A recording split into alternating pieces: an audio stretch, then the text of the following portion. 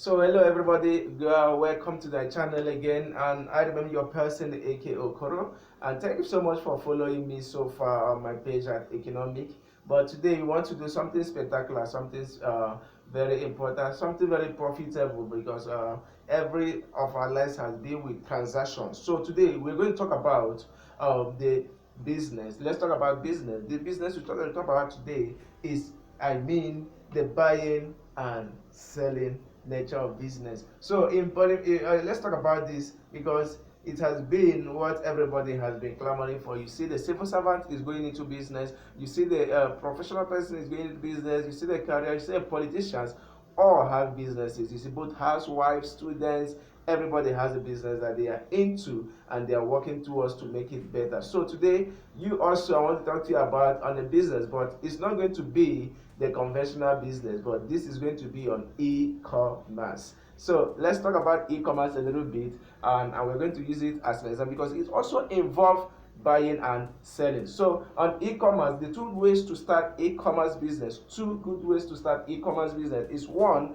import your product; two, sell your product. So if you get these two things right, that means you are ready to go. But the problem on e-commerce is not just on importing your product, but it's also on selling your product. So number one, we take them one after the other. Number one, importing your product. This requires you to look for hot in-demand products or evergreen products, the products that are very high in need, the product that solves problems, the product that you know people are going to buy. But people make mistakes on this by buying things that people don't like. So let's look at the importation mistakes. Number one importation mistake is importing a product because it looks cool. Importing a product because it looks cool.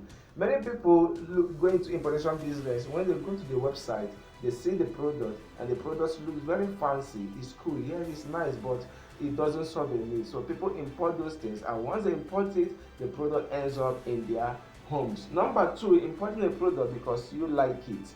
Importing a product because you like it is another big problem where people lack in importation business. Number three, importing a product because the price is relatively low. And we like cheap things, but not be so it dey be. I will tell you, not be so. Cheap things may not be able to get you the big money. So when we talk about small money, big business, we don't mean that you should go and import something that is relatively low.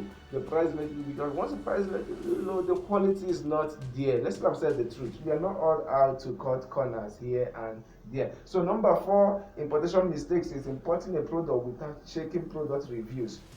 Many people that import products, they don't look at the reviews, what people have said about the products that they have imported. Many people have also imported that same particular product and they have submitted their reviews. So you have to check those reviews to know if it's positive or negative before making your decision. So for many people to want to import a product, there are many ways to look for hot in-demand products. Hot in-demand product, that is evergreen product. But before you look at evergreen product, you have to take into consideration the areas or the niche where you have to import. Let me tell you this: ladies prefer to go hungry than to look ugly. So that means the beauty industry is a very big, massive money waiting there. Because you see a lady, he prefer to go hungry than to look ugly. So if you know this, that is a secret that I just share with you right now, so that you know where areas or the niches you have to look in. So we have the beauty industry, we have fashion, we have health, we have textiles, we have kitchen, we have home appliances, we have gadgets like computer, we have furniture, and we also have accessories.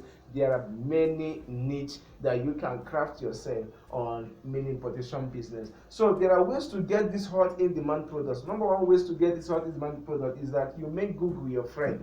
Use Google to find out what you need. I know many people don't know what Google is all about, but now I'm telling you, use Google to find out all you need. Number two, browse through the import sites. When you're on this site, there are information dropping every day. So if you just visit the site today and you do not visit it again, the next hour someone or a manufacturer has released his product and it becomes a hot in-demand product or new product in the market. So you have to be browsing through these sites every day to discover new product that's about to be launched. Most times they even make provisions or adverts telling you the number of days for the product to be released. So you have to stay tuned and watch out what you need. Number 3, join import and export import sales group. When you join these import sales groups, you see where people are advertising, talking about the product. You can get information from there to know if this product will sell.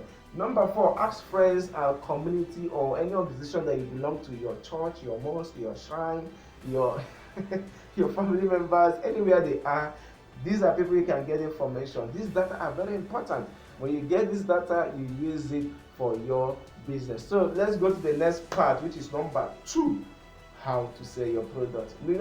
Buying this product is not just the problem is also selling this product. So how will you sell your product is very, very important. Selling your product requires 2 ways to do this.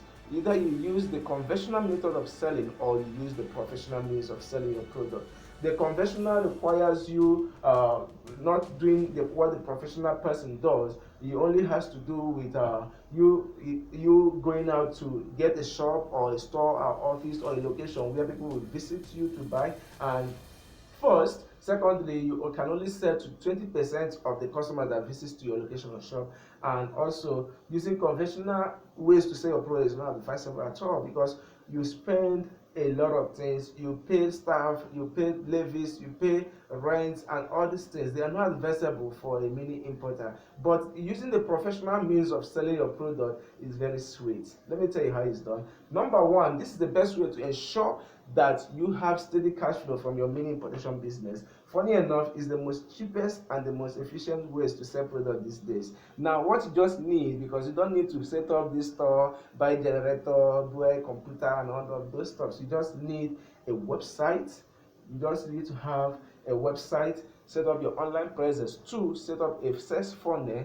3, set up a sales page. 4, hire an ad manager to run ads, or preferably you learn how to run these ads yourself. If you learn how to run these ads yourself, you can be able to do your Facebook ads or social media or Google ads any time of the day without you disturbing yourself or paying somebody and sharing your product. So when you have all these things, your business is likely to explode. And once your business is likely to explode, you are in and you are in. So thanks so much for watching. My name remains your person, AK Okoro. If you like this video, kindly subscribe and share this post to your friends. And also you can comment below to join my trainings, where I brought you live updates on how to do business and do business better. My name is AK Okoro. I'm your humble person. And see you again next week, same time, same hour, for a new update I'm going to make. Follow my